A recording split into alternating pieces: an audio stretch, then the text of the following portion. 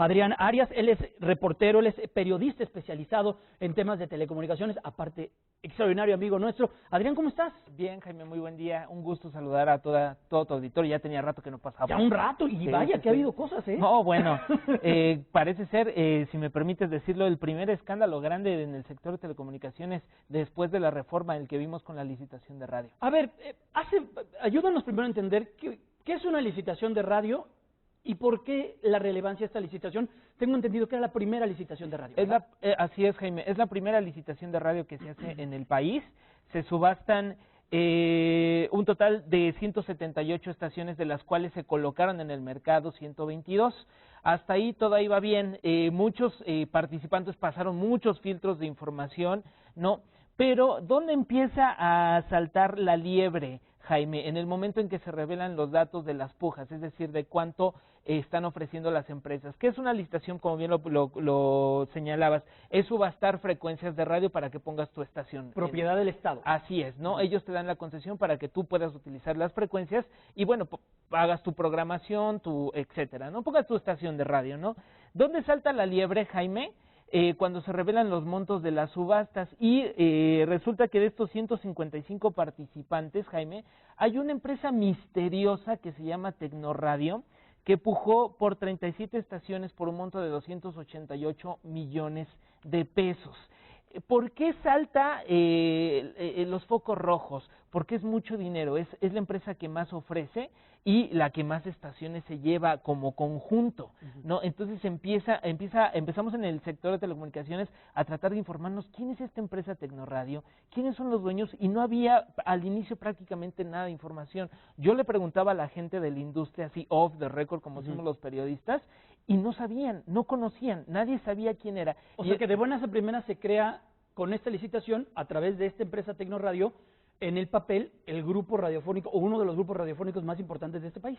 Así es, o sea, ¿O era lo que se pretendía? Pues? Habría sido una empresa con mucha presencia, porque 37 estaciones de radio te permite hacer pues, quizá una cadena regional de radio, ¿no? Tener presencia en varios estados. Pero nadie sabía nada de esta misteriosa empresa, Jaime. Y pasó el tiempo y con el paso del tiempo empezaron a filtrarse algunas versiones de que el dueño es una persona que se llama Ali Bañuelo Santana, ¿no?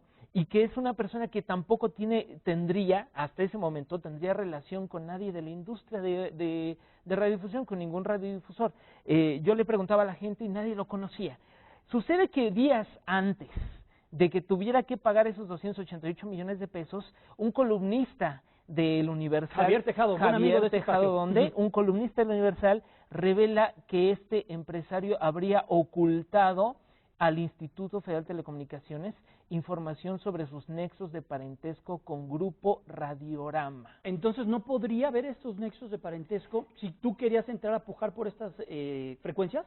Mira, lo que dicen las bases de licitación es que tú tenías que informar que tuvieras esos nexos de parentesco. ¿Por qué?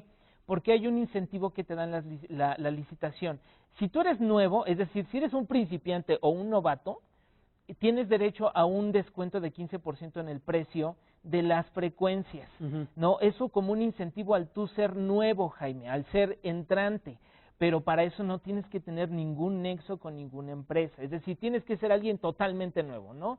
Ahora, lo que sucede es que este empresario estaría casado con Viviana Toscano, que es sobrina de Javier Pérez de Anda, que es el dueño del Grupo Radiorama, ¿no? Con presencia a nivel nacional. Con presencia a nivel nacional, y que a su vez, bueno, esta señora Viviana Toscano sería prima hermana de las 3 hijas de Pérez de Anda, que son accionistas de Grupo Radiorama. Las bases de licitación dicen que si tú tienes esos nexos de parentesco por afinidad, como se le llama, lo tienes que notificar al Instituto Federal de Telecomunicaciones, porque en dado caso de que el instituto lo analice, podría ser que tú ya no fueras considerado como un nuevo entrante y no tengas ese descuento. Entonces aquí lo que sucede, o el meollo del asunto, es que habría ocultado Tecnoradio esa información para tener ese descuento. Hay que entender también, Adrián, porque yo he escuchado mucho y han sido duros en ocasiones con el IFETEL, con el Instituto Federal de las Telecomunicaciones, pero también hay que entender que estas pujas pues son de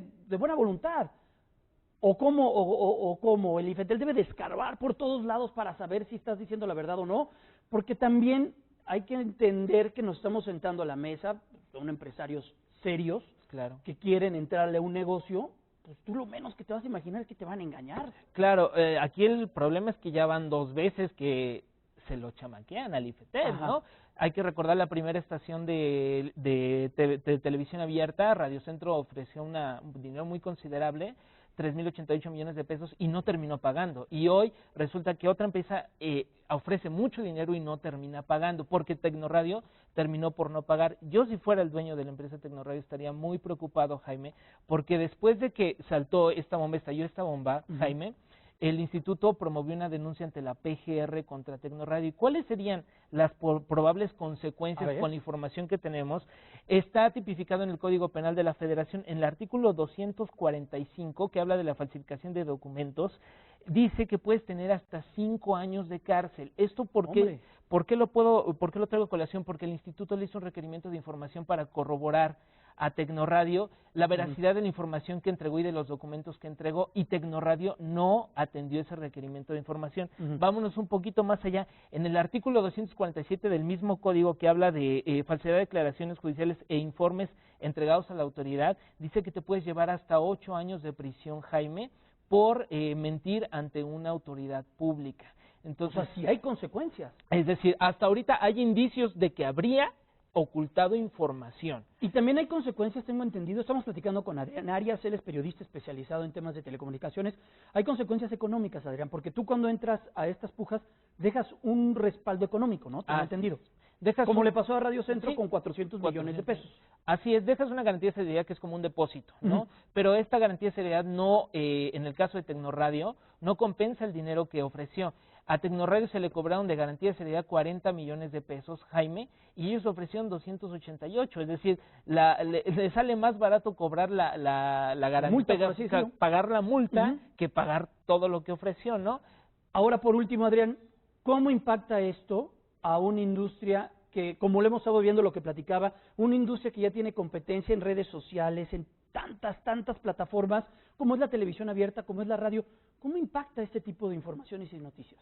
Pues mira, creo que este resultado de la licitación sí debe de mejorar la forma en cómo el instituto realiza sus licitaciones, ¿no? A lo mejor poniendo todavía candados, porque sí, como bien lo dices, la radio y la tele enfrentan competencia del internet y de muchas plataformas. Entonces, es muy difícil que ahora un empresario ya quiere entrarle al negocio de la radio y la tele, porque tienes que gastar mucho, tienes que hacer programación, tienes que hacer muchas cosas. Un modelo de negocios pues, que sea rentable. Así es, y que cada año se va haciendo más chiquito. Exacto. ¿No? Entonces, si tú no pones bases que te digan que los que van a entrar van a ser serios, que van a apostar, bueno, pues difícilmente vas a promover la competencia. ¿Y dónde está aquí el meollo del asunto? Puede ser que una empresa infle los precios de las frecuencias y al final no los pague. Entonces, si tú quieres entrar en la subasta y ves que alguien está ofreciendo mucho dinero, dices, pues yo me retiro porque se ofreció mucho dinero, te desincentivan.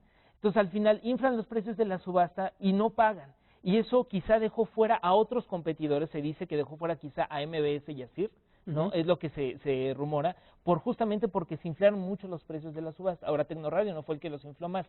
Hay una empresa que se llama La Mera en Playa, que yo hice una investigación, infló en 2,100 veces el precio de una estación que no pagó. Oye, ¿y en dónde era? ¿En la de Playa del Carmen? Era en Playa del Carmen, que era la segunda más cara, porque la primera más cara fue la de Cancún, me parece, ¿no? Con 80 millones de pesos. Así es. Esta estación que yo te digo costaba 20,000 pesos.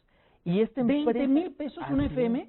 Así es, y esta empresa terminó ofreciendo cerca de 40 millones de pesos que no pagó. Imagínate si antes de eso hubo otra empresa que quería esa estación y por verla tan cara, como llegó a ser tan cara, ya no se metió. Oye, y tengo entendido, Adrián, a ver, corrígeme si me equivoco, que estas bases de licitación generan pues, los cimientos para futuras renegociaciones con la industria y con sus propias concesiones. Haz de cuenta, si un concesionario ya tiene una estación de radio en Playa del Carmen y si hubiera hecho real este precio de los 60 millones de pesos, no sé cuánto ofreció, el precio de su renovación de concesión le hubiera salido mucho más caro, porque las bases de la licitación tendrían que poner las bases del mercado para poder yo recuperar o rehacer o renovar mis concesiones. ¿Esto es así? El refrendo de las concesiones. Sí, tiene algún impacto, porque el valor del mercado, es decir, como el mercado evalúa las frecuencias a través de una licitación, porque